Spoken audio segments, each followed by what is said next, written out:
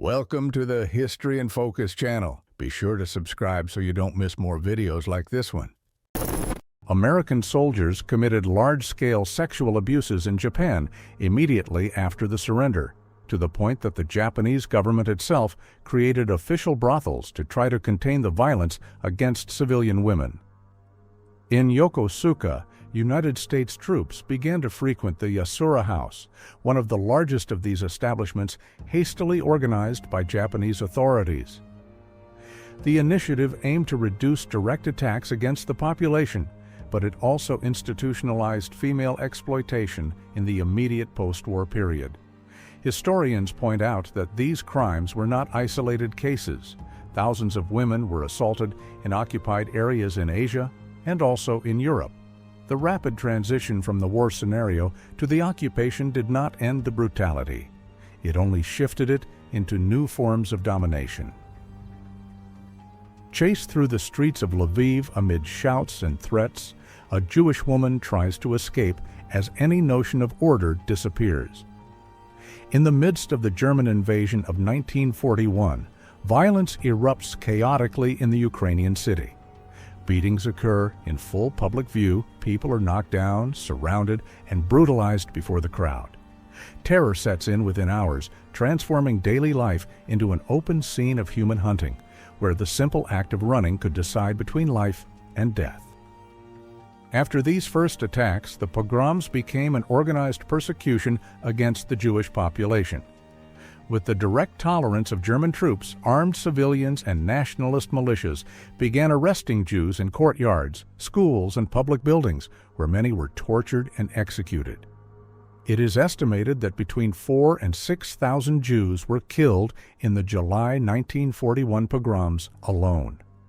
Lists of names began to circulate, facilitating mass captures that preceded the deportations to the extermination camps. American soldiers committed war crimes in the Pacific Theater by mutilating Japanese bodies as trophies, collecting skulls, teeth, ears, and even larger body parts throughout the campaign. This practice spread among various units and came to be recorded in photographs and even sent as souvenirs to the United States. The habit revealed the extreme degree of dehumanization reached in the conflict, where the enemy was reduced to an object. The situation became so serious that in September of 1942, the commander of the Pacific Fleet himself was forced to issue an official order explicitly prohibiting this type of conduct. In addition to violating international laws of war, these actions compromised military discipline and fueled a spiral of brutality that had already escaped any moral limit. With the invasion of the Soviet Union in 1941, thousands of women who served as combatants, nurses, messengers, and radio operators were captured by Nazi German troops. Unlike men, they were rarely recognized as prisoners of war.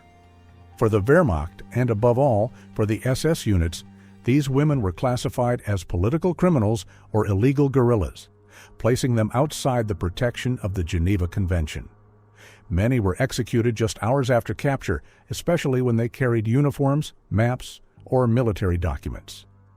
Those who survived the initial interrogations were kept in improvised prisons, barns, basements, and sheds under extreme conditions of hunger, cold, and disease. From the first days of captivity, their chances of survival were already minimal. Nazi propaganda reinforced the idea that armed women represented a moral degeneration of the enemy, further justifying the brutality against them. After capture, many Soviet women were subjected to systematic violence, even before any formal interrogation. Gang rapes became a recurring practice, carried out by soldiers, officers, and guards, both in improvised prisons and in occupied villages. Sexual abuse was used as a deliberate instrument of humiliation, psychological torture, and destruction of resistance. After these abuses, many were sent directly to interrogations conducted by the Gestapo and the German military police. In these sessions, they were beaten, deprived of sleep, threatened with execution, and forced to denounce comrades. Some had their hair shaved as a public form of dishonor. Soviet records and survivor testimonies confirm that sexual violence was not an isolated excess, but a widely tolerated practice integrated into the Nazi occupation system in Eastern Europe. The prisoners who were not executed in the first months ended up being deported to concentration camps in Germany and in occupied territories. Among the main destinations were Ravensbrück, Auschwitz, and Majdanek. Upon arrival, they underwent immediate selections. Those considered weak were sent directly to death. The others were assigned to forced labor in factories, quarries, construction, and armaments workshops. The workdays exceeded 12 hours daily, with minimal food and constant beatings. Many women were used in medical experiments, especially in Ravensbrück, where they suffered tests of infections, surgeries without anesthesia, and mutilations. Mortality was extremely high. Even those who physically endured accumulated permanent scars on body and mind. Their identity as combatants disappeared, only tattooed numbers remained, and the daily struggle for survival. The few Soviet women who survived the camps faced, after liberation, a new form of suffering. Upon returning to the Soviet Union, many were interrogated by their own government, suspected of collaboration with the enemy simply for having survived. Some were sent to Soviet labor camps. Others lost civil rights, jobs, and housing. The trauma of the violence they suffered could rarely be told because there was fear of social rejection and political punishment. For decades, these stories remained silenced. Only from the 1980s and 1990s did public testimonies and specific research about the fate of these prisoners begin to emerge. Today, it is known that they faced an extreme combination of war, torture, sexual violence, slavery, and post-war stigmatization. Their suffering remains one of the harshest and least known pages of the Second World War. Women and girls began to disappear from entire villages as the Japanese Empire advanced through Asia from the 1930s onward. Many were between 12 and 20 years old. Some were deceived with promises of work. Others were simply kidnapped in direct troop actions. Soon they were taken to military facilities and forced to serve soldiers daily under armed guard. They lived in unhealthy environments with hunger, disease, and constant violence. Beatings, infections, forced abortions, and mutilations became routine. The system was not improvised. There was organized transportation, records, movement control, and distribution of the victims according to troop movements. These were not isolated abuses, but a policy structured by the military command. Many died during the war. The survivors carried irreversible physical damage, infertility, and deep psychological trauma that lasted a lifetime. With the end of the war, the survivors returned to their homes in silence. In many countries, they were treated as guilty, rejected by their communities, and prevented from telling what they had suffered out of shame, fear, or trauma. For decades, their pain remained invisible. Only from the 1990s onward did the first public testimonies appear, accompanied by lawsuits, formal apologies, and demands for compensation. Although there are official statements from the Japanese government and private compensation funds, many victims consider the actions insufficient. A large portion died without ever receiving direct reparations. To this day, the issue causes diplomatic tensions in East Asia and remains one of the deepest wounds in the memory of the Second World War. The case of the so-called comfort women became a global symbol of sexual violence as a weapon of war and of its consequences that spanned generations. People kneeling in the snow disputing frozen scraps, exhausted children beside adults with no strength, entire families carrying buckets in search of water. This was the daily routine in Leningrad between 1941 and 1944, when the city was isolated for nearly 900 days by Nazi troops. With no safe supply routes, hunger became the absolute rule. Rations dropped to extremely low levels, often made from sawdust mixed with flour. The extreme winter without heating and with below freezing temperatures accelerated the tragedy. People died in the streets, at home, or in food lines. Corpses remained exposed for days for lack of strength to bury them. Even so, the city resisted. Factories operated precariously, children tried to study, and even concerts were held amid the ruins. It is estimated that about 800,000 civilians died. Leningrad became the greatest symbol of resistance under hunger, cold, and continuous bombardment. While the population of Leningrad survived on crumbs, many Wehrmacht soldiers received regular meals thanks to efficient German logistics.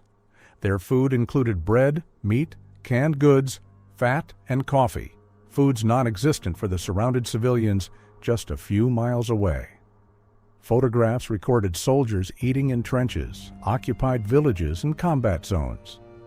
Food, beyond physical sustenance, was seen as an essential element for troop morale and a strategic priority. In many locations, food depots were rigidly protected, while civilians starved to death around them. This brutal contrast revealed that the war destroyed not only on the battlefronts, but also through the unequal control of food, a silent weapon that killed as much as bullets. A prisoner walks between the barracks 2 days after the British liberated Stalag 11B in Fallingbostel. She was beaten by SS guards as punishment before the German escape. Soldiers of the Red Army advance amid craters, smoke, and pulverized buildings as the sky trembles under the impact of artillery. In 1942, Stalingrad became the main target of the German offensive in the south of the Soviet Union. The objective was to cut supply routes along the Volga River and secure access to Caucasus oil. The offensive began with massive bombings that turned entire neighborhoods into seas of ruins. Soviet forces responded with heavy artillery and rocket attacks against German positions. Quickly, the battle became an extreme urban fight, waged inside factories, improvised tunnels, and destroyed buildings. Every street became an independent battlefield. Soldiers fought under below-freezing temperatures with limited ammunition, without rest, surrounded by rubble, fire, and death. Civilians still remained in the city, hidden in basements, facing hunger, cold, and daily bombardments. Stalingrad was no longer just a city, it was an open-air extermination field. At the end of 1942, Soviet forces launched a powerful counteroffensive that completely encircled the German Sixth Army within the ruins of Stalingrad. Without sufficient supplies, without food, without proper winter clothing, and with thousands of wounded without medical care, German soldiers began to collapse physically. Attempts at aerial resupply failed under Soviet fire and extreme weather conditions.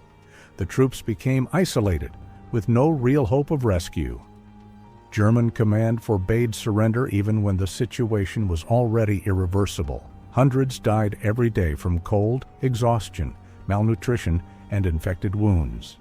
Many wounded froze to death before receiving any aid. The command structure disintegrated, entire units ceased to exist, and survival became the only possible objective. The ruined city became a prison without walls, where hunger and winter killed as much as bullets. In February of 1943, the remnants of the German Sixth Army finally surrendered to Soviet forces. About 90,000 soldiers were captured, among them generals and high-ranking officers. Most were in critical condition, extremely thin, sick, and on the brink of freezing to death.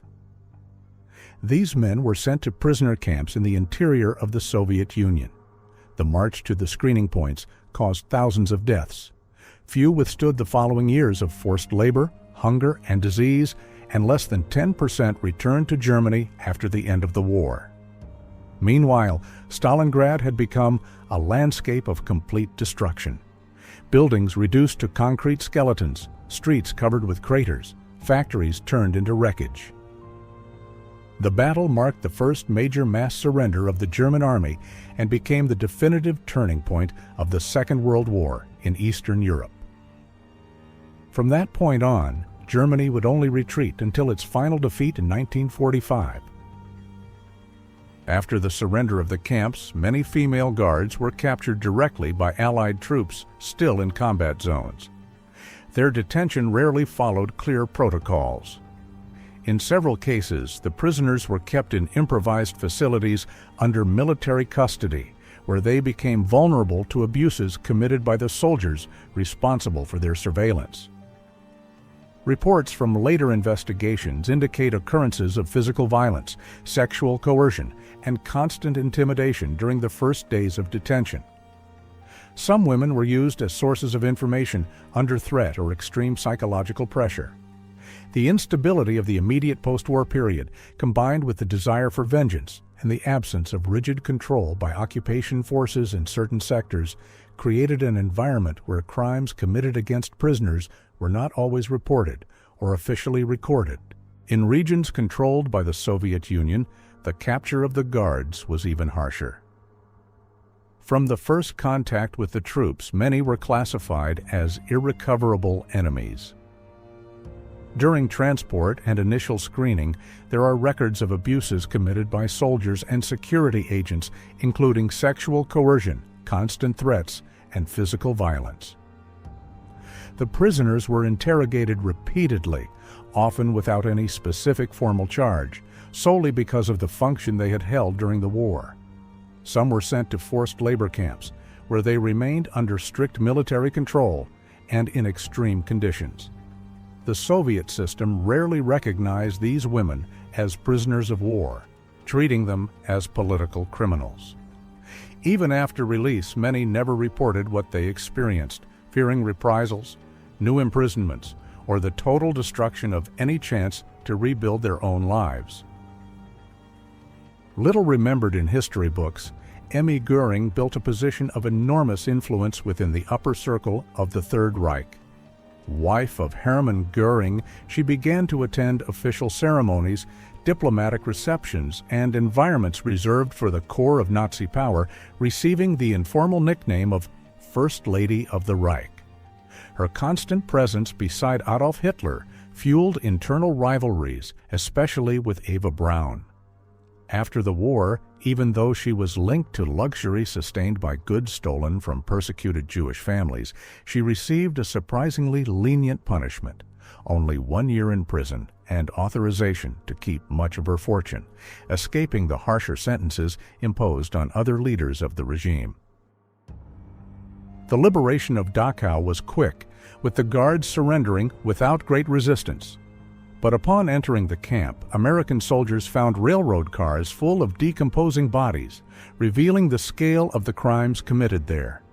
A feeling of vengeance seized part of the troops, who lined the German guards against a wall and opened fire. The summary execution became one of the most controversial episodes of the liberation of Dachau. Poles are lined up against a wall in Gdańsk for execution by German soldiers. The massacre occurred after the invasion of Poland in 1939 as part of the Nazi policy of eliminating members of the Polish elite, including public officials, intellectuals, and community leaders. Nazis organized units composed of criminals to execute civilians and Soviet prisoners in retaliation campaigns. Known as Hitler's Dirty Dozen, this division of psychopaths, rapists, and murderers was given free rein to act with extreme brutality. Thousands of innocents were taken to pits and killed without trial as part of a policy of terror in occupied areas of Eastern Europe. The liberation of Paris marked the end of Nazi occupation in the French capital, but it also opened a period of reckoning marked by popular fury. While crowds celebrated victory on the central avenues, another reality spread through side streets and working-class neighborhoods. Women accused of maintaining relationships with German soldiers began to be persecuted by civilians and members of the resistance. Many were dragged from their homes, taken to public squares, and subjected to public head-shaving. Without formal judicial processes, a mere accusation of horizontal collaboration was enough for the punishment to be applied. The act of shaving the hair became the visible symbol of the supposed betrayal, destroying reputations, breaking families, and condemning these women to social isolation. In several French cities, this public exposure spread rapidly, transforming the liberation into a double scene of celebration and brutal humiliation. In many cases, the punishments were not limited to public head shaving. Some women were beaten, dragged through the streets, had symbols painted on their bodies, and were forced to parade before hostile crowds. In even more extreme situations, mothers walked in public carrying children conceived during the occupation under constant insults. For many groups, it was not enough to apply a physical penalty. It was necessary to turn these women into visible examples to reinforce the break with the occupation past. This movement of collective punishment became known as a moral purification of the nation, but it left deep marks on the victims. Decades later, historians began to question these practices, pointing out that a large part of the accused had no real political participation with the Nazi regime, being targeted only by the accumulated hatred of years of war. A woman faces her final moments at the extermination camp of Belzec in Poland. Between 1942 and 1943, hundreds of thousands of Jews were killed in a campaign to eliminate Jewish populations in Belzec. Poles about to face death in a firing squad carried out by German troops in Bydgoszcz on September 9, 1939. During the German invasion in 1941, the Red Army adopted the scorched earth policy in regions of Belarus, Ukraine, and Western Russia. To contain the Nazi advance, the Soviets themselves destroyed farms, houses, bridges, and plantations. The Soviet people paid the highest price. Millions were displaced, died of hunger or cold, and saw their villages burned by the army that was supposed to protect them. In the 1930s, the Japanese general Shiro Ishii devised in Manchuria one of the darkest structures of modern history, Unit 731.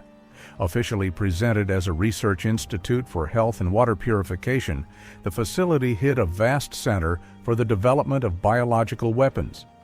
Ishii believed that microorganisms could be transformed into decisive instruments of war, capable of defeating entire populations without direct combat. Under his command, the unit received unlimited resources, support from the Imperial High Command, and operated in absolute secrecy. Scientists, doctors, and technicians were trained to act in programs aimed at producing pathogenic agents on an industrial scale. While in Japan, Ishii was celebrated as an innovator, behind the scenes, the structure functioned as a military machine dedicated exclusively to the creation of new means of invisible destruction. Inside Unit 731, prisoners from different backgrounds were used as part of the secret studies conducted by the Japanese Army. People captured in occupied territories were exposed to diseases to observe the progression of illnesses and to test possible methods of dissemination. The research also involved studies on the effects of chemical substances on the human body. Microorganisms were cultivated on a large scale, and part of this arsenal was tested in open areas, striking entire communities. At the end of the war, many of those directly responsible for the experiments were not tried, receiving immunity in exchange for scientific information. For decades, what happened remained shrouded in silence. Today, Unit 731 is recognized as one of the greatest symbols of the absolute distortion of science in the service of human destruction in the 20th century. Leonard Siflete, an Australian radio operator, is captured moments before his execution at Aitape Beach, Papua New Guinea, in 1943. The photograph was recovered from a dead Japanese officer, becoming a striking record of the brutality of the war. After the end of the war, thousands of German women were forced to clean streets and rebuild devastated cities as a form of punishment. In places such as Berlin and Prague, they swept rubble under armed guard, often supervised by former prisoners. It was a symbolic attempt to repair the damage caused, marking a period of public humiliation and forced reconstruction effort. The French resistance also included renowned artists acting in clandestine missions during the Nazi occupation. Edmund Charles Roux joined support networks as a nurse, while Josephine Baker used her fame to hide messages in sheet music and transmit information to the Allies. Samuel Beckett served as a messenger and helped persecuted people escape, putting his own life at risk in the name of resistance. In this photograph taken in occupied Ukraine in 1942, a Nazi soldier points his rifle at a woman who desperately tries to protect her child with her own body. The scene symbolizes the massacres committed by the Einsatzgruppen, extermination units that operated behind German lines. Thousands of Jews were dragged from their homes and taken to forests or isolated areas, where they were forced to dig pits and then executed. During the Nazi occupation of Greece, which began in 1941, the country suffered one of the least-known tragedies of the Second World War. Entire Jewish communities, especially in cities such as Thessaloniki, were systematically persecuted, deported, and exterminated. Approximately 81% of the Greek Jewish population was killed in concentration camps, mainly in Auschwitz. Families were ripped from their homes, forced to abandon their belongings, and transported under inhumane conditions. The widespread famine caused by the economic blockade and the exploitation of the country's resources killed hundreds of thousands of Greek civilians, even outside the camps. Greece experienced a profound social collapse with extreme poverty, clandestine survival markets, and the breakdown of basic services. Even after the weakening of the Nazi regime in the final years of the war, the population continued to suffer from food shortages, disease, and violent repression. With liberation at the end of 1944, the Greek population finally expected the end of suffering. However, the scenario quickly turned into a new conflict. British troops, allied with the country's former conservative political groups, opened fire on a large demonstration of former resistance members protesting in Athens. 28 people were killed in the episode in a direct attempt to contain communist influence in the post-war period. This event marked the beginning of a new phase of violence. Shortly afterward, Greece plunged into a civil war that lasted 3 years and cost about 50,000 lives. Former companions in the fight against the Nazis began to face each other.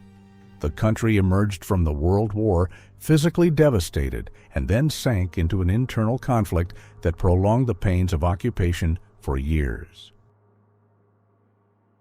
The Battle of Manila erupted between February and March of 1945 and turned the Philippine capital into one of the most destroyed urban scenarios of the entire Second World War in the Pacific. During the recapture of the city by American and Filipino troops, heavily entrenched Japanese forces converted entire neighborhoods into combat zones. Civilians were trapped between bombardments, explosions, and street fighting. Amid the chaos, Japanese troops carried out systematic massacres, executing entire families, including women, children, and the elderly. In just a few weeks, more than 100,000 civilians had died. Churches, hospitals, schools, and historic buildings were reduced to rubble. The Allied advance proceeded block by block, rescuing survivors hidden in basements and destroyed houses. At the end of the battle, Manila was practically razed. Liberation ended the Japanese occupation, but left a devastated city, thousands of orphans, and one of the greatest civilian tragedies of the war in the Pacific. The surrender of American and Filipino troops quickly turned into a nightmare of survival. Thousands of prisoners began to be led along roads under extreme heat, without sufficient water, without regular food, and without any medical structure. Many were wounded, weak, and debilitated by the accumulated hunger of the fighting. At each mile, physical exhaustion increased, and the fall of a body along the way often meant that the man would not go on. Attempts at assistance by civilians were also harshly repressed. At the end of the long crossing, only those who managed to endure the absolute limit of the human body remained. The survivors would still be sent to prisoner camps marked by scarcity and mistreatment.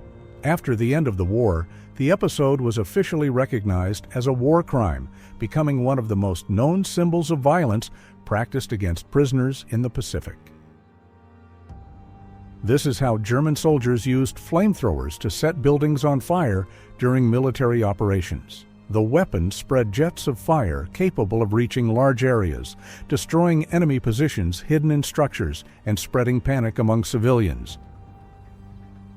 In the camps of Dachau, prisoners were used as guinea pigs in Nazi survival experiments at great altitudes.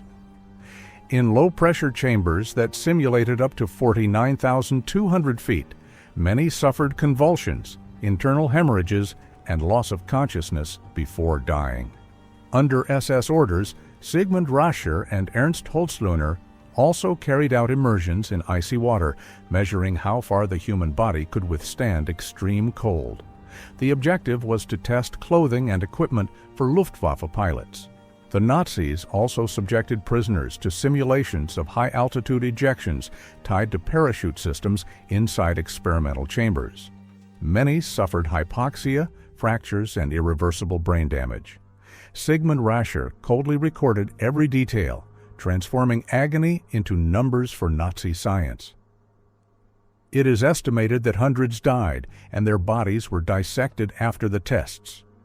Decades later, part of these data is still referenced in aviation, although it carries a legacy of horror. Prisoners of war had been reduced to debilitated bodies when United States soldiers arrived at a camp near Yokohama after the Japanese surrender. After years of hunger, disease, and isolation, liberation put an end to a period of extreme suffering and exposed to the world the harsh conditions imposed on the captives in Japan in 1945. Nazi defendants laugh and mock during the Nuremberg trials, held between 1945 and 1946 in Germany. These tribunals were organized by the Allied powers after the Second World War to judge leaders of Adolf Hitler's regime for war crimes, crimes against peace, and crimes against humanity. In total, 24 high-ranking Nazi officials were prosecuted, tried, and even sentenced to death.